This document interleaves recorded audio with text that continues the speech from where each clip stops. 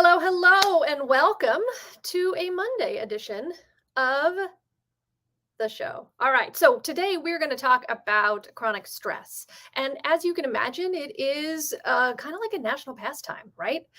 We all have experienced it. We all are learning to accept it and function with it in our daily life, which is unfortunate because this chronic stress is caused often by the either hustle mentality or culture that we're ingrained in, or this need to be hyper productive, do it all, be it all, and burning that candle at both ends. And I don't know about you, but for me, it can be overwhelming and deafening, right? Like it's just deafening.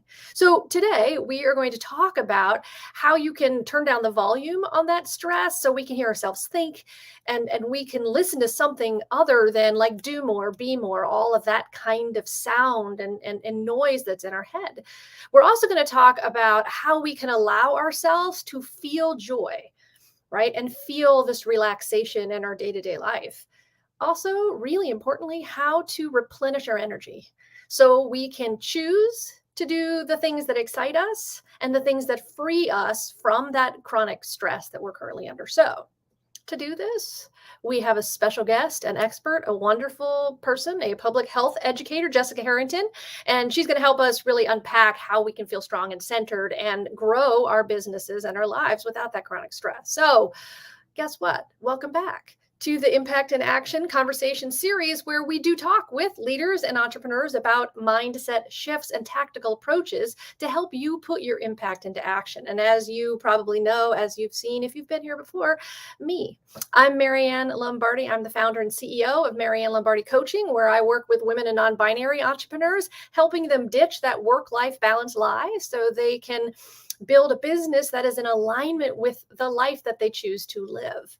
So guess what we're going to do now? We're going to bring Jessica on in here and get this party started. All right, Jessica. Hello. How are you? I'm great. How are you? I am doing quite well. I am not under enormous stress today, or at least I don't feel like I am. But this is one thing we're going to talk about or one thing I'm really curious about is how we know we are under stress. Because I think when we exist with it in an everyday capacity, it sort of becomes normalized, right? So how I could be really wicked stressed out right now, and I have no idea. So help me understand, how do we know if we are in that space of being chronically stressed out? Yeah, of course. So the first thing I try to ask people is, when are they spending time with themselves? Because a lot of times when we're overstressed, we're overstimulated, we're doing a lot of things for other people, right? And so we're usually doing, like you were mentioning, the business. So I'm all about the business. And it's hard because we're going, oh, well, the business is my baby. It makes me happy. This is mine. And so I spend 24 hours and then some on it, right? And so we go, that makes me happy. But my question always is when is the last time you just sat with yourself and just drank the water for just the water? Just had a cup of coffee for the cup of coffee. Just sit outside with no cell phone, with no music, and just sit outside. And so when you can't figure out that part, and it's been a long time for that, that's when I start to get some work in. Well, that's really great. I've been trying to think about when I walk, not to immediately put a podcast in my ear or immediately listen to music, is how do I even if it's literally just a 10-minute walk, how do I do that without adding other things into the mix? So that's really great advice. Yeah, for sure. Because what happens when you actually sit with yourself, right? Those thoughts come in, one, and there's no distraction. So a lot of people go, well, I don't want to hear those thoughts. Don't let me hear those thoughts. But a lot of times they get a bad rep. And I don't think they should. There are really a lot of times, not all the time, there are some negative thoughts, and we can talk about that in a minute. But a lot of times they're bringing some things that we might have not been thinking about before to the forefront. And so it's creating that awareness of what we want and need. But it also, talking about chronic stress, your first reaction to stress is your physicalness. So it's your physical reaction to your body. And a lot of times we ignore a lot of those symptoms because, again, they're normalized. Everybody gets migraines. Everybody has headaches. Everybody's eyes twitch. Psoriasis, there's a commercial on it for every other commercial. So all these are normalized, but in reality, they're all reactions to stress. And so because they're so normalized, we just push them to the side and ignore them. We don't realize these are actually talking to us. Yeah. How did you get involved in working in this area? What is your story? Tell us what led you to being kind of in this space. Yeah, of course. So I started my career in the drug and alcohol field. And so that's kind of where the first light bulb went off, right? So the first light bulb is, okay, my patients are dealing with stress and my coworkers are dealing with stress. Something has to happen here, right? And so that was the first mission. So I went, got my master's in public health, and I said, all right, this is what I'm going to do. But when you're young, one, and two, they just tell you, like you were saying, we have to do it all. We had that do it all mindset. So I have get my degree, I'm working full time, I'm working part time, I'm volunteering, I'm having relationships, I'm having friendships, I'm having family, right? So the list adds on. And I'm trying to grow the business, right? So it's the first business. And so, all of this is happening. And I'm going, I just want to teach that stress is out there, right? What is stress? And so what I end up doing is giving myself chronic mono because I ended up burning my own self out because I was trying to do it all. And so I'm trying to teach what stress is, but really what I wasn't learning in my own self was that this is something you practice every day. This wasn't just, oh, it's a yoga retreat here. And where the confusion happens is I was eating healthy. I was, working out. So I was doing the quote unquote right things, but I wasn't doing all of them. And that's the piece that I really want people to connect with is the mental health piece and what that really is. It's not anxiety and depression, which obviously is a piece of mental health, but there's a lot of ways to take care of your mental health as well. Yeah, that's really important. And it makes me think a lot about how there's the upstream solution to the problem and the downstream solution, and sort of like this idea of the band-aiding of, well, I could take a pill or excedrin for my migraine. I could, go to that one yoga class every once in a while, and that'll help me in the moment because I feel better after I go to yoga. But, so these things are, I mean, yoga better than, Excedrin, but the yoga is good. But if you just do it once, right, like you put a Band-Aid on the thing, there's an immediate impact, but not a sustainable impact. And so kind of what you were talking about, how do we build in patterns and habits in our life that can support our needs to reduce our chronic stress without stressing us more out? Because that's the other thing that, like, I worry about is, well, you need to add this and then work out and then eat right and then, drink more water and then all those things we should do. But how does that because that stresses me out when I think about that, and I go, well, crap, I ate like shit last night, and so now I've screwed it all up. And I'll start on Monday, right? Right. I'll start on Monday. So help me figure that out, Jessica. Yeah, of course. So the first thing to mention is the definition of stress is reaction to change. So what you just said, if I'm going to add more things, if I'm going to add eating healthy, if I'm going to add this new mindset, that's change. That's stressful, right? So I'm going to react. And a lot of it is, okay, this is too much. I tried it. I'm done. I'm sweating now. Okay, let's not do this anymore. And so when I work with my clients, I always do it in literally a bite-sized pieces. So you mentioned drinking more water, right? So it's, the first thing in the morning, I'll still say fine, cell phones, whatever, but just having a glass of water before you have your cup of coffee and before you have your tea or before. So it's just starting and it's kind of building up. So I always mention it in the sense of a marathon. You want to do a marathon in 6 months, right? Well, it's going to take you that long to practice, to buy the shoes, to walk around walk around, then you start to jog, then you start to run, then you go, right? So it's all these processes and we don't really take it in the concept of mental health as well. We think, oh, it's like you said, that quick fix. We forget we have to work up to it. So I always tell my clients, where are you in your marathon? Okay, you just bought the shoes. Okay, now you're walking around your neighborhood. So it's just those baby steps. So it's figuring out what you want to do first. So, say you want better sleep. What's your nighttime routine look like? What's your morning routine look like? So it's literally just taking one of those and starting to build on that. Mm-hmm. Yeah, that's great advice. You've mentioned mental health a couple of times in this conversation already. And how do we parse out mental health from all of the other things, right? Like physical health and emotional health, and where does mental health fit in this conversation around managing, feeling, adapting, sort of engaging with this chronic stress that we may be feeling? Yeah, of course. So you kind of mentioned it, right? There's your emotions, right? So that's going to come in play. But it really, going back to earlier, it's just creating that awareness of what we want and need. And so when I sit with myself, when I take that time to learn about myself, when I take that time to go, oh, I like this and I don't like this, or the reactions. So for me to know that yoga worked and yoga was good for me, I have to take that time and go, oh, my neck feels better. Oh, like I can sit a little bit differently, or I caught the way I was breathing, right? So it's having that review afterwards. And so having that, when I say mental health, it's literally just the brain, just you and yourself, that time with yourself. Because a lot of times when I work with my clients, they want to go right to the physical health in the sense of, oh, I want to work out more. I want to eat healthy. Oh, all these are amazing. They're really great for you. But I really want to focus on your mindset. Yeah. Yeah. How do you help people switch flip those switches in their head on the mindset end? Because, where your mind goes, everything else follows. So I'm curious how you really work with clients to reshape those narratives. So again, it's just it's the one thing at a time. We all have a lot of stressors, especially emotional stressors, mental stressors, all those, right? So it's the one thing. So say you came to me and you're like, I'm going to go, Marianne, what is the one thing when you said I'm signing up with Jess, what is the one stressor?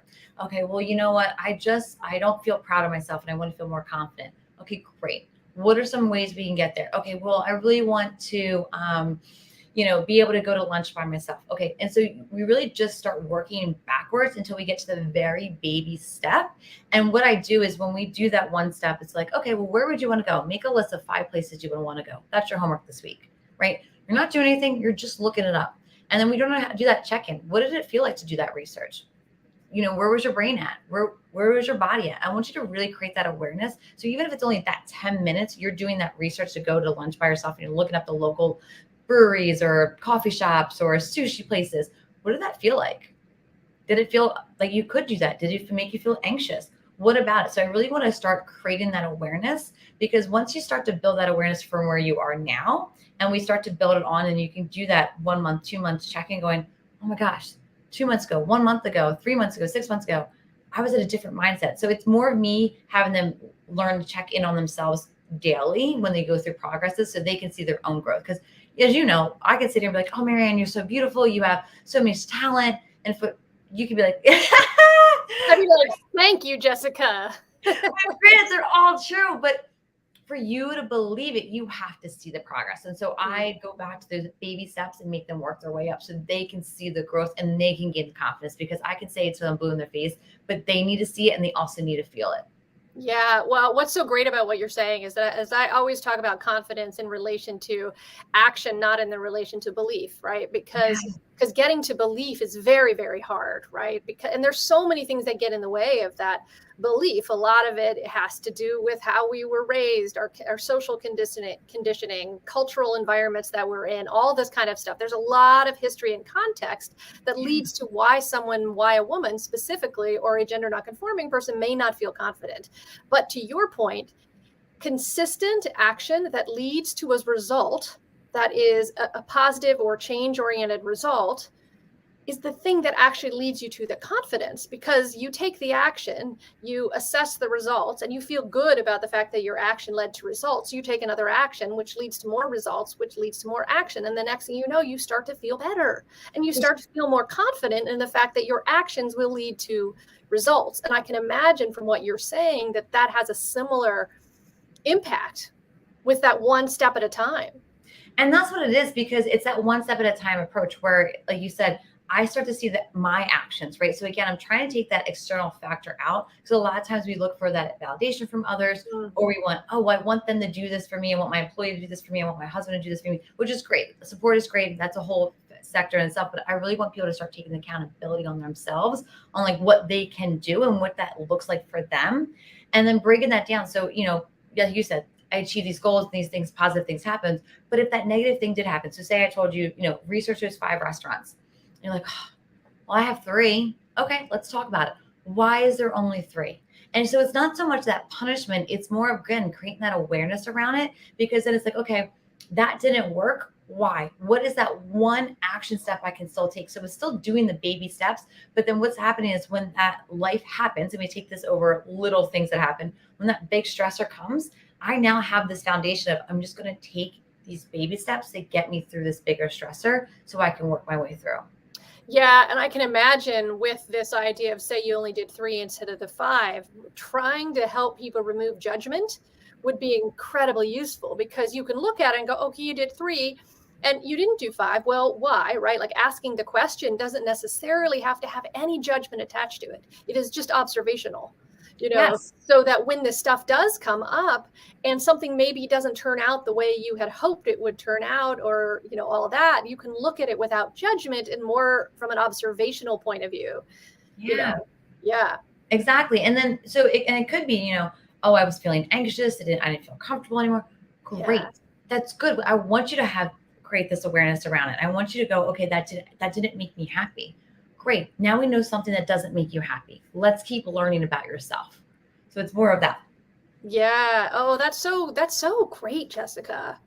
It must be really cool to see that impact in the individuals that you serve. Oh my God, it's the best. It's my favorite. So when we first start our sessions, the first thing is, okay, what are your wins? What are the positive things? What's the good? So let's give me it all, right? And so for them to see it and them just to feel the glow going, I'm proud. Like, I had a client this morning, and she literally goes, I said, how do you feel about that? She goes, the first word's proud. I feel proud. I'm going, 6 months ago, you didn't have that. You wanted that feeling, and you have it today. And only because of her actions. I didn't do anything. She did that. She fell through with these actions. And even just to the point where we just said, some of the things that she wanted to do this past week might have not happened, but there were so many other things. And she was able to see all those other positive things, and she was able to bring them to the table in a positive way. So it's not that I'm taking your negatives away or taking your stress away. It's just, I'm able to show you that there is the other goods, but also a different perspective on the negative. Yeah. Yeah. No, that's so great. And the other thing that occurs to me as I'm listening to you is that what you're talking about is simple, right? It doesn't Simple. necessarily, it's not necessarily easy or hard or whatever, but there's a simplicity to it that, that one is very lovely. And 2 is something I think is important to notice, because I think we have a tendency to make things really complicated, Oh yeah. right? Oh yeah.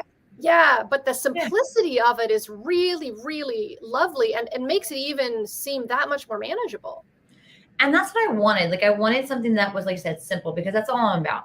You know what I mean? Because life, like you said, life can bring so much to us, and we really tend to make things even harder. So again, going back to those goals, well, I want to do this.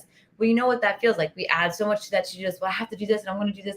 Great. Let's take just that one at the top, and we're going to break that down into tiny, tiny pieces, because I want you to want to be manageable, but also realistic. Life happens. So if I give you that list of homework, right? Remember school days, you get all that homework and you think you're going to get stuff done, but then life happens. I remember a grandparent's surprise visit. You know what I mean? They're now coming over and I have to not do homework, or, there's things that just happen. And so being able, okay, well, I didn't do it tonight. I'm not a bad person, but I can still do it tomorrow, or what, right? And so knowing that sometimes things aren't going to work out, but why? And is there anything I can do about it? So finding, like you said, simple, but also realistic to what life is. Yeah. Yeah. Well, and also, I talk about this a lot with clients who have like really huge goals. Like, they can see the end. They can see, it's that marathon, right? Like, they can see going across that finish line, and man, they're all about crossing that finish line, which is great. But being able to have markers from point A to all the way to that finish line makes it so much easier to accomplish the finish line. If you're only thinking about the finish line, it's easy to get bogged down in everything that it takes to get there. But it's just one step, and then the next goal, and then the next goal. These sort of simpler, measurable goals that are within eyesight often are the things that actually get you to that finish line. Oh, for sure. I always do an example of, so say, your goal is to redo your bathroom. Today is Monday. You're like, I'm going to do the whole entire bathroom this weekend. It's great. We have a couple days, right? But you have to go measure things. You have to clean out the bathroom. You have to, what don't you use anymore? What do you use anymore? Clean it out, pick the colors, measure, right? There's so many baby steps to it. So it's the same thing, just like any of your other goals or mindsets that you want to achieve.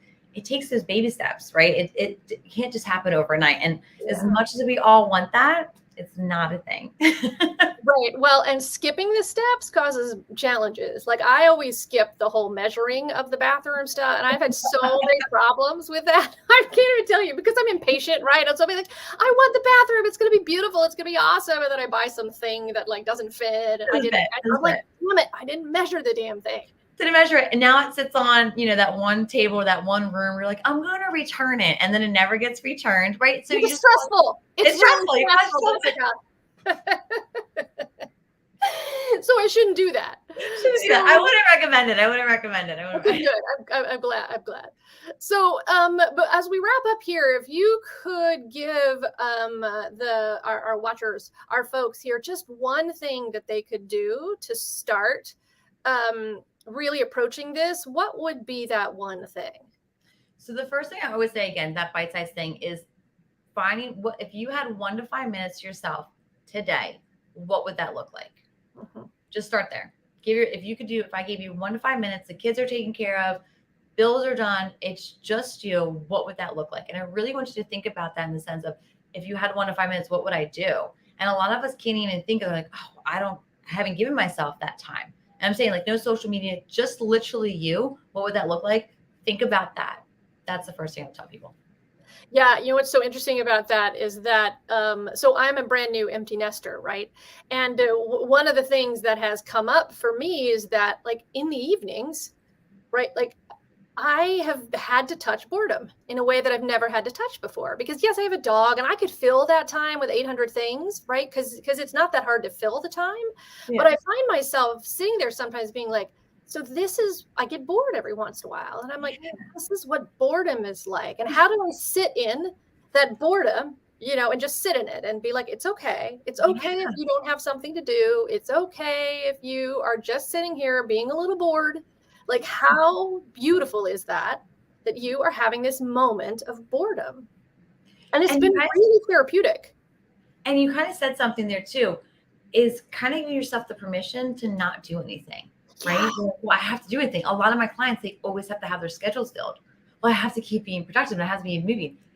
Whoever said, I want to know this person, that said, I want to meet them today, that said that we have to keep moving to be considered productive, right? Yeah. It doesn't make sense. Like when you think about it, like your car has to turn off after a while. Your computer has to turn off after a while. Your iPhone has to charge after a while. So why don't we? Yeah. Right? What I'm saying? Like, so we don't make it make sense. Yeah. Okay. I love it. So if you have 1 to 5 minutes, find 1 to 5 minutes. What would you do? What would you do in those 1 to 5 minutes? What would you do in those 1 to 5 minutes? Oh, I'm a big journaler. I love journaling. I call it brain dumping because the journaling has such a bad rep. I literally just like I always have my tea in the morning and I just sit there. Phone's over there, no distraction. Sometimes I write, sometimes I just sit there with the tea and just like literally that's it. It's the best. I can tell when I don't do it. If I don't like just sit there and just go, okay, we're good. Everything's good. What do you need? Okay, where are you at? Like just having a one-to-one conversation with myself. Not out loud, guys. But that's okay. I can do it. I say, let's normalize that. That's all right. Well, that's our next one. Yeah. No, I can totally tell if I don't do that, how my mind is the rest of the day. Yeah. Well, Jessica, this has been fantastic advice and all of that. So thank you so much for spending a little time with us. How do folks find you? Yeah, so I always give out my website, journeytoyourself.net. Anywhere, the social media platforms are all on there. So whatever one's the best one for you, it is on there. I have free resources on there. I have emails on there. So everything is definitely on there. So journeytoyourself.net. Wonderful. That sounds fantastic. So thank you so much for spending time with us and we'll talk to you soon. Thank you. All right. Bye-bye.